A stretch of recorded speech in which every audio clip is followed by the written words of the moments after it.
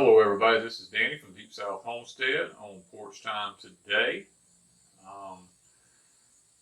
Got a video I've been wanting to do for quite some time. I haven't done it.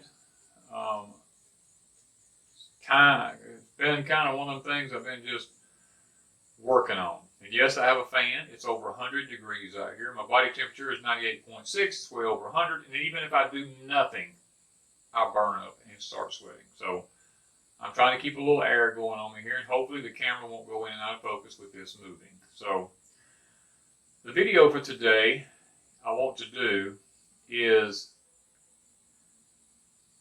the modern Great Depression. And this one's been on my mind for a long time, and I've basically beat around the bush about it in a lot of videos and trying to talk about it as much as I could without actually talking about it, if that makes sense.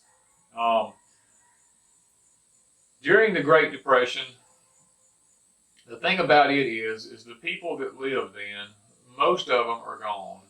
Some are still alive, but nobody's talking to them, and they're not talking about it. Occasionally you will find someone who will actually sit down and talk about it, but it's very rare. The generations that we are now have no clue about what went on then. I don't have a clue other than the fact I talked to my daddy. My daddy's still alive. I've listened to YouTube interviews with people from the Great Depression. I've read books on the Great Depression. Just trying to research history and find out as much as I can about the Great Depression. Now, it wasn't necessarily just about the Great Depression, but it was the years that followed the Great Depression that actually was devastating too. We have the Dust Bowl that happened right after that. All these things play a part in human survival during that time. Now, one thing that I have come across was the extreme heat and cold during that time. And it brought to mind what we're going through with the grand solar minimum right now. We're going into what's called an eddy minimum. All that I can find out, that's what it's going to be called. Or that's what we relate it to. Let me say that. And also, I'll look back. During that time, there was also a solar minimum going on then. And there was extremes in heat and cold. I've listened and watched some of the stories, read some of the books about people who lived then, and they talked about some of the things that they faced. Now, some of them talked about sitting in their house because they could not go outside. It was so hot, and that literally those that had electricity had fans running constantly 24 hours a day, trying their best to stay cool. Those that didn't are doing just what I'm sitting here doing right now with this fan on the porch, because I'm at the off-grid cabin. We have no electricity over here, and it's over 100 degrees right now. And this is kind of what prompted me to do these videos, is the fact that we have this cabin right now off-grid. And the things that I'm having to endure here makes me know that my forefathers went through this same thing. But now the difference is I can leave here and I can go to my home where I have electricity and I can turn on the air conditioner and I can cool down. But many of them did not have that pleasure. They had to endure, even if it meant having heat exhaustion and other things that happened. Now, the extreme cold, I've read stories about how that literally lakes would freeze over and several feet thick, not just a foot thick, but several foot thick. And they could go in and they could cut ice, and they could actually, they had these sawdust storehouses. They could put sawdust in, and they could store those blocks of ice, and they would have ice through most of the summer months.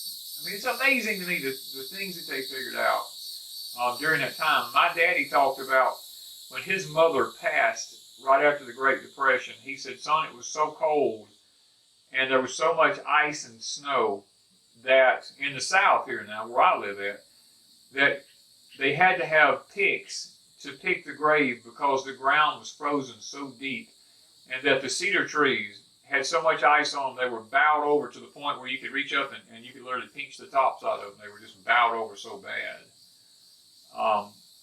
And yet they lived in houses that was not insulated. They didn't have central heating. They didn't have central air back then. It was hard. You ever wonder why when you look and you see these people in the older pictures, they look like they're sad, they're thin, they're all drawn, their faces are drawn. Guys, living a hard life will do those things to you. I talked to my neighbor here before he passed away about the Great Depression. What prompted it one day was there was a pear tree in the yard, and I asked him, I said, "You're not going to get those pears off of that tree?" And he said, "Nope." He said, "I'll never eat a pear as long as I live." I said, "Oh my goodness." I said, "Those are those big ones." He said, "I don't care." He said, "During the Depression, we ate pears for breakfast, we ate pears for dinner, and we ate pears for supper." He said, "Sometimes there was weeks went by, that's all we had to eat every meal was pears. And I swore that if I ever got where I didn't have to have that, I would never eat a pear again." So there's many stories out there. Guys, in the United States, we don't know today what that's like, because that generation has lived that. They don't talk about it, or they're in nursing homes, or they don't, there's nobody alive today that's young enough to remember that and wants to talk about it. Now, there, like I said, there's some that are talking, but they're older people that people are just questioning them. They're not actually giving that information out willfully, because most that I've talked to don't want to talk about it because of the hardships they went through. It brings back bitter memories. And, excuse me, another one of the things I read about through the Great Depression was, and even in the Dust Bowl, was the drought that happened. Right after that, the Depression era, there was the drought that happened throughout the Great Plains region up through there and everything.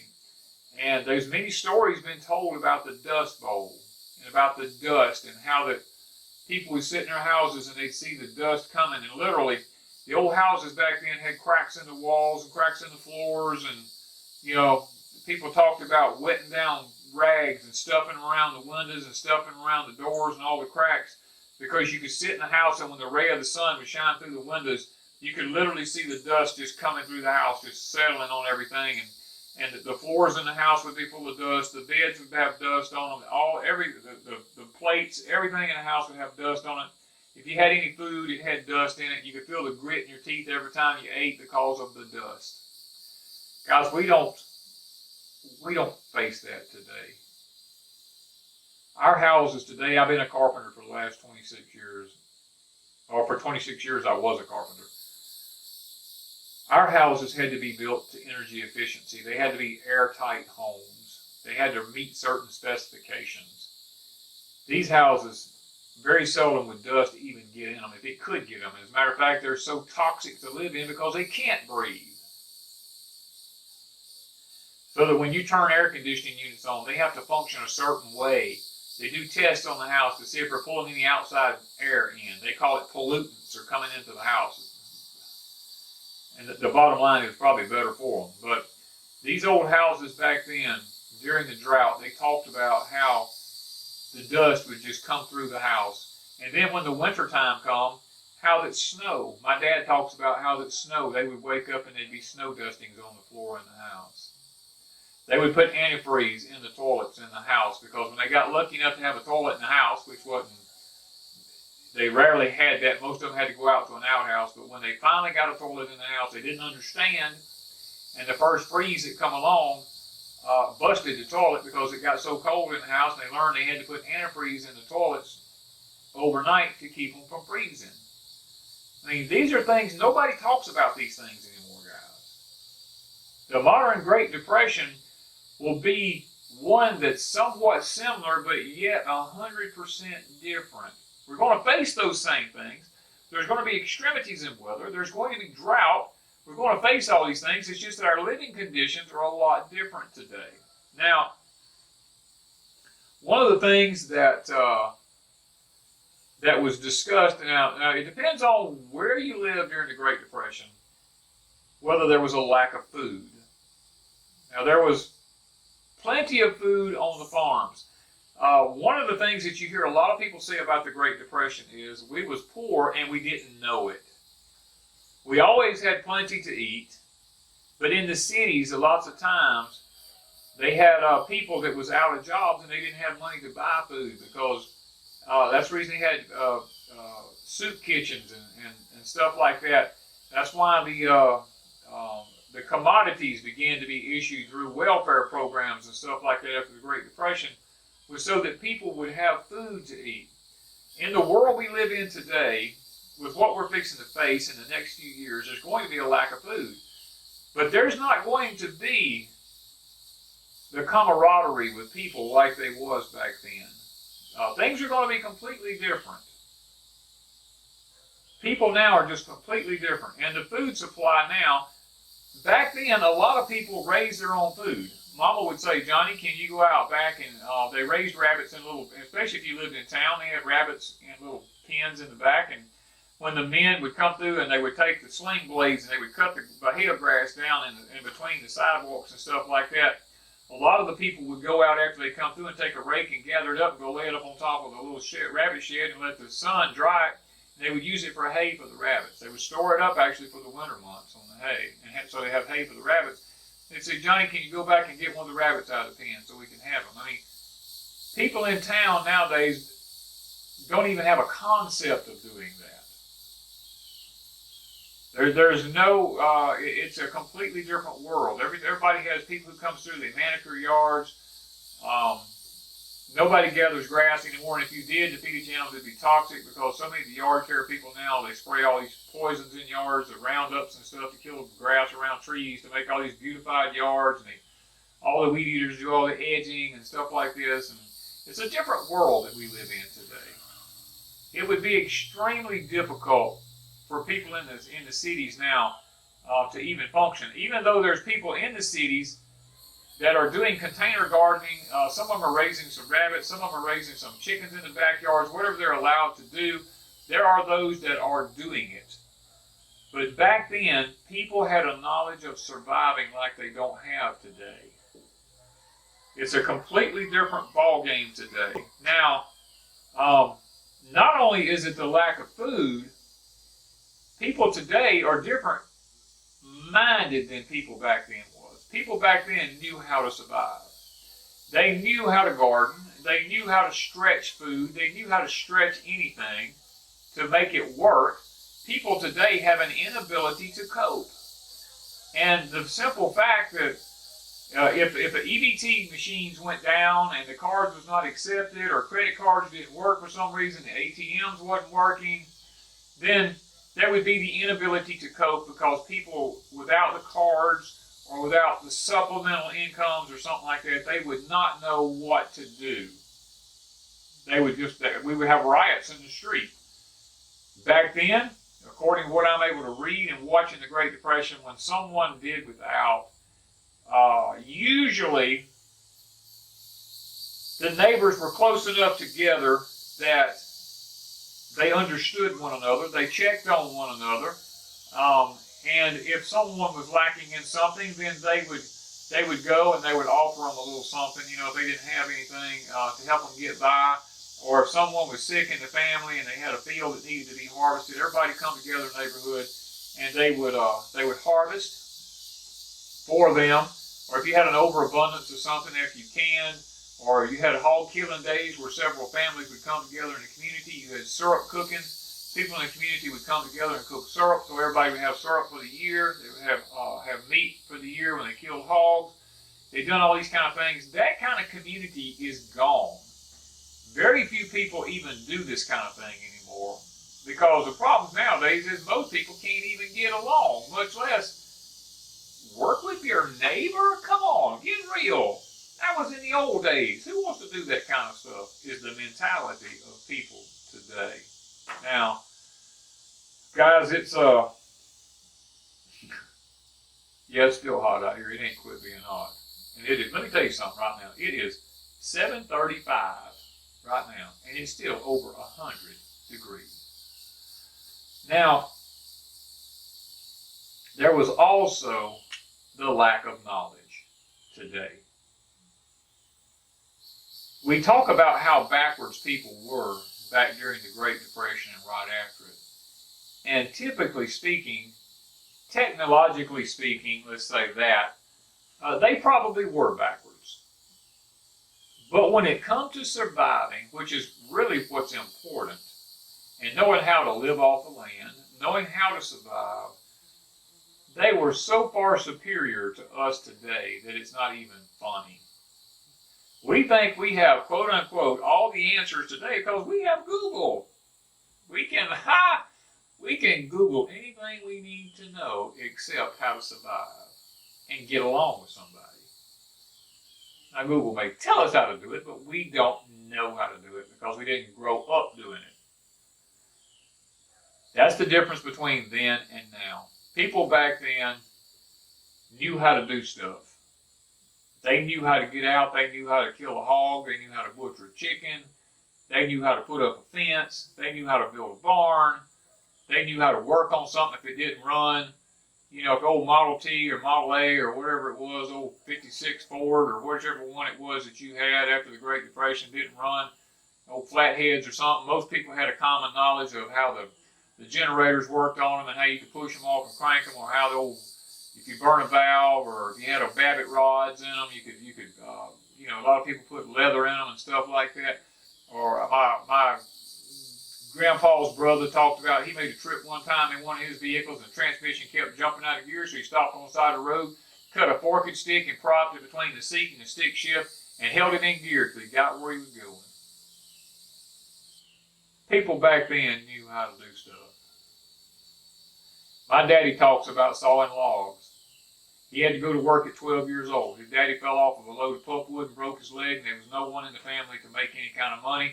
My dad had to quit school and go to work sawing logs with the grown men at 12 years old. And he talked about the hardships that they faced during that time. And today, people would just go get on a program. No work ethics whatsoever. Let's just go get on a program. Back then, there were no programs. You had to either work or you starved to death. That was the bottom line. My dad would work all day long. He said 50 cents a day. And at the end of the week, he would bring his money home and he would give it to his mama. And my grandma would go and buy what she could buy with it.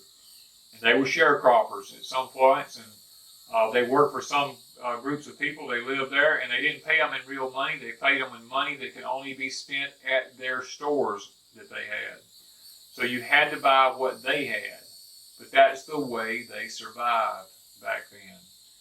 So back then, they had the knowledge of knowing how to survive. Today, we don't even have any knowledge about anything. If you ask a young person now where meat comes from, they'll tell you McDonald's, Walmart, Piggly Wiggly, or whatever, your Aldi's, or whatever the Sam's, whatever the store is that's nearest them that they're used to going to. That's what they would tell you where their meat comes from. If you ask them where chicken comes from, they probably say, Popeyes or something like that. They don't even know that they're grown in chicken houses. They don't know how they're grown. They don't know how they're processed. There's just a lack of knowledge. There's a disconnect between humans and food today. They have no clue about what goes on anywhere around anything like that. Now, I guess the last part I want to talk about a Great Depression and the modern depression is going to be the lack of money. My dad talked about back then there was no money. He said that people, you just didn't buy anything. You got tokens and you got stamps. He said things were rationed out. You could only have so many pounds of flour for a month. You could only have so many pounds of sugar for a month. You could only have so many pairs of shoes per month. Rubber was used for the war, so you couldn't hardly get car tires. You couldn't hardly get inner tubes.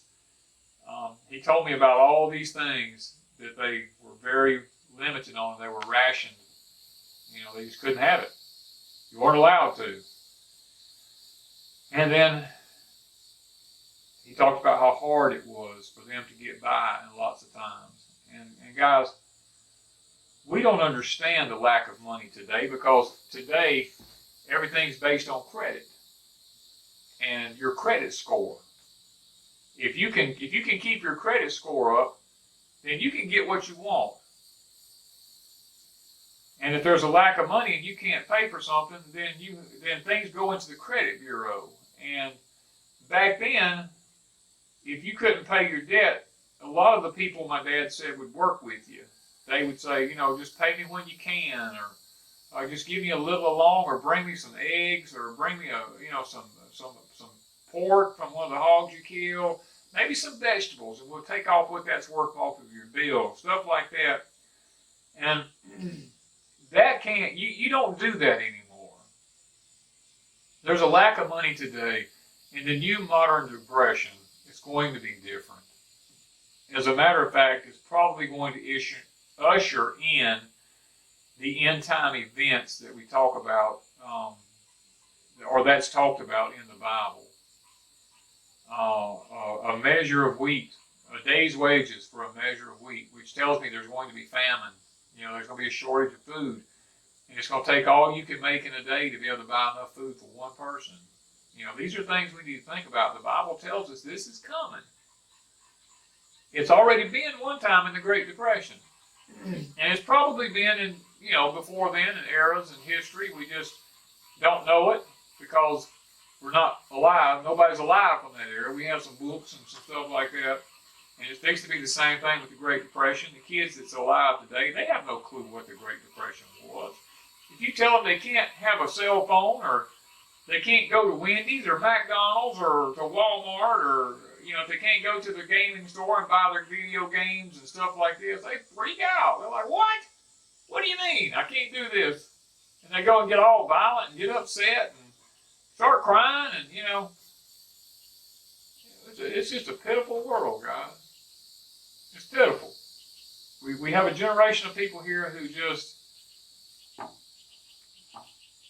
they don't understand, I guess, and when this next Great Depression happens, it'll probably be the one that brings our country down, because we've gotten soft, we've gotten relaxed, we've become complacent with life. We feel like that somebody owes us something. Our forefathers never felt that way. Our forefathers worked hard for everything they had. They carved out a place in this land for them and their families. They left land to be inherited to kids and grandkids. And today, nobody thinks about an inheritance anymore. All they think about today is, how much can I make off of this? Or if I build this place up and I sell it, I can make this. Or when Mama and Papa dies, or Grandma and Grandpa, or Aunt and Uncle, Mom and Daddy, whoever it is in the family that leaves you something when they die, all you can think about is how much you can sell it for and how much money you can get so you can go on the next vacation, or you can buy this kind of boat or that kind of truck, and spending on some kind of depreciating item that they spent their whole life working for. And you're going to put it on some tangible object that's going to depreciate here in the next few years and be worth absolutely nothing. It's just pitiful to see what people spent their whole life, sweat and blood working for. And the younger generation, all they want to do is just sell it off and see how much money they can get for it. Now that, my friend, is what irritates me to no end. It's pitiful. It's pitiful. You study throughout the Bible, in the nation of Israel, God talks about inheritances. He talks about leaving an inheritance. Leaving inheritances is something that's biblical. And lots of people ask me, Danny, why are you constantly building? Why are you constantly doing this? Why are you constantly doing that? I'm doing it simply because I want to be able to leave an inheritance to someone behind me. And I do understand that Solomon talks about in the Bible, he says, who knows who will come behind me? Whether they'll be smart, wise, stupid, or whatever. Who knows what they'll do with what I've worked for? So we have to take into consideration those things, but still it's a wise thing to leave an inheritance behind you. And guys, that's what people from the Great Depression did. They tried to leave inheritances. Have you noticed that the last inheritances that's been left has been by that generation of people that lived during the Great Depression? And now that most of them are clicking off the scene, everybody's selling everything that they worked for because it's worth more money for rural investments, you know, for building subdivisions and parking lots and Walmarts and all this kind of stuff. Nobody wants to keep the family farm anymore because they're not interested in it. Well, let me tell you something. With what's coming in this country and what's coming with the grand solar minimum, they're going to become interested, but you know what? It's going to be too late because they don't have any knowledge about how to do anything with it if they do still have it. So, guys, I wanted to do this video today on the new modern Great Depression, and to just kind of a little bit be educational and maybe to open our eyes about some of the things that might be coming in this country and in the future. And I know y'all probably, I'm trying to talk fast, I'm trying to talk over these dogs in the background, but when you got hateful neighbors like I've got that have no sense of respect for their fellow neighbors, which is what I'm talking about in this video here, you hear the dogs barking because they have no concept of what it means to be a good neighbor. So I'm going to stop it at this before it gets too bad, and I run out of voice here, and I run out of air, and I speak so fast and so tight in this hot, humid climate. Hopefully I've been able to override them enough that it didn't distract from the video. And guys, look, prepare, prepare, prepare, and do the best you can for what's coming, because all the research I've been able to uncover right now has told me that 2019 was the last of the good years. Everything from this point forward, they're saying, now I'm not promising you this, I'm just telling you what research is saying, is that from this point forward, the next years are going to be going downhill as far as food production and the ability to be able to survive like we've survived now. So guys, keep those things in mind and stay cool, stay out of the heat, and enjoy your life and do the best you can to provide for you and your family. Thank you guys from Deepsouth Homestead.